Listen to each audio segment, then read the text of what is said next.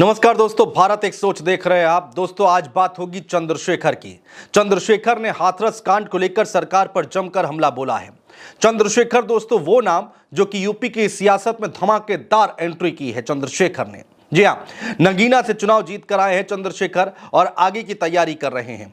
लेकिन हाथरस कांड को लेकर सरकार पर जमकर हमला बोला है चंद्रशेखर ने।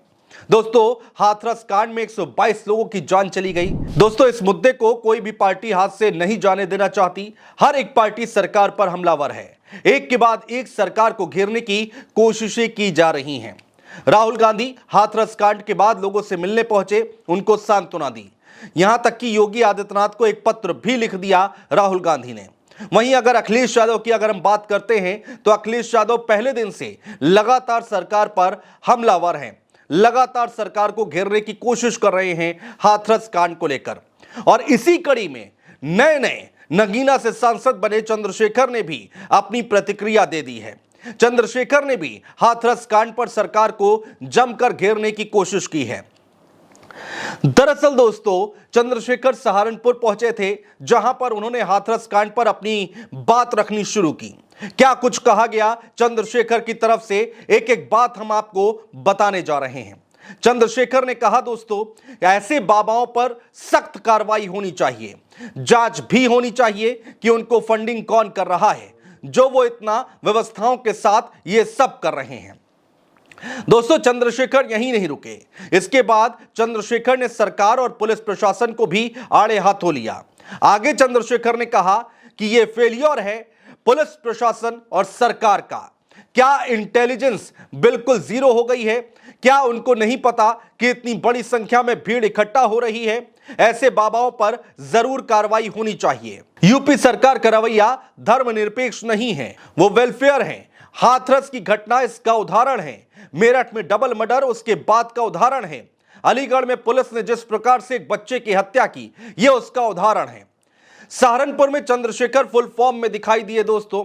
उन्होंने आगे कहा कि यह गरीब और वंचित वर्ग बाबाओं के पास इसलिए जाता है कि उन्हें लगता है कि उनके जीवन में बेरोजगारी, गरीबी और बीमारी से जुड़ी परेशानियों को बाबा के आशीर्वाद से ठीक हो जाएंगी। बाबा के कारण से उनकी जान चली गई है, यह भी जनता को समझना चाहिए। ऐसे बाबाओं से दूर रहना चाहिए। खैर दोस्तों जो भी हो, लेकिन हाथरस कांड पर एक के बाद एक सरकार पर हमले हो रहे हैं। अखिलेश यादव और राहुल गांधी के साथ चंद्रशेखर भी खड़े होते दिखाई दे रहे हैं। दोस्तों यूपी के सियासत में अब एक और नाम की एंट्री हो चुकी है, वो नाम है चंद्रशेखर।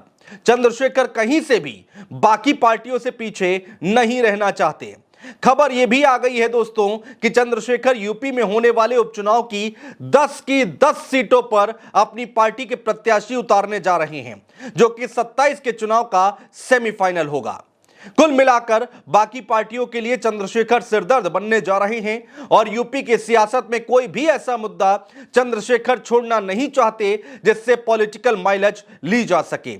और अगर चंद्रशेखर ऐसे ही आगे बढ़ते रहे तो सबसे ज्यादा परेशानी मायावती के लिए खड़ी होती दिखाई देगी। दोस्तों उत्तर प्रदेश में कोई भी मुद्दा हो, चंद्रशेखर बढ़ चढ़कर उस पर हिस्सा ले रहे हैं, उसमें बयान दे रहे हैं, लोगों से मुलाकात कर रहे हैं। इससे पहले चंद्रशेखर अलीगढ़ भी पहुंचे थे, खैर सीट पर भी पहुंचे थे और वहां पर लोगों से मुलाकात की थी। जहां जहां उत्तर प्रदेश में कोई भी घटना हो रही है, चंद्रशेखर बढ़ चढ़कर अपनी बात रख रहे हैं। और इसीलिए यह कहा जा रहा है कि मायावती के लिए सबसे बड़ी परेशानी बनकर खड़े हो गए हैं चंद्रशेखर। काफी पहले से दोस्तों चर्चाएं हो रही थी कि चंद्रशेखर को मायावती का सब्स्टिट्यूट के तौर पर देखा जा रहा था, यानी कि चंद्रशेखर और बीएसपी यानी मायावती से तुलना की जाने लगी थी। चंद्रशेखर और आकाश आनंद की तुलना की जा रही थी। और अब जब से नगीना का लोकसभा चुनाव चंद्रशेखर ने जीता है, उसके बाद से यह कहा जा रहा है कि चंद्रशेखर और भी ज्यादा फॉर्म में दिखाई दे रहे हैं। चंद्रशेखर अब यहीं पर नहीं रुकना चाहते। उनकी रणनीति है 27 के चुनाव में बेहतर करना।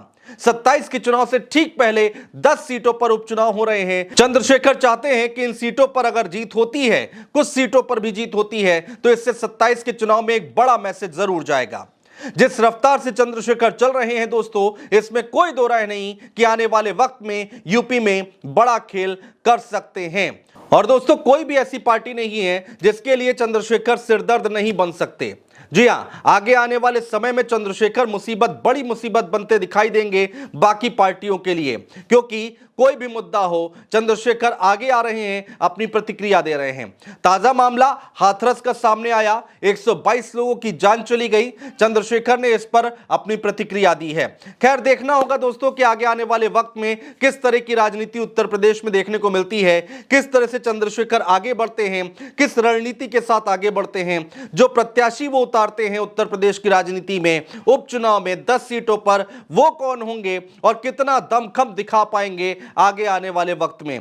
बहुत दिलचस्प होगा देखना दोस्तों। इस पूरी खबर को लेकर आप भी अपनी राय हम तक पहुंचा सकते हैं कमेंट बॉक्स में कमेंट करके, और अगर चैनल को सब्सक्राइब ना किया हो दोस्तों तो प्लीज सब्सक्राइब जरूर कीजिएगा। बहुत शुक्रिया।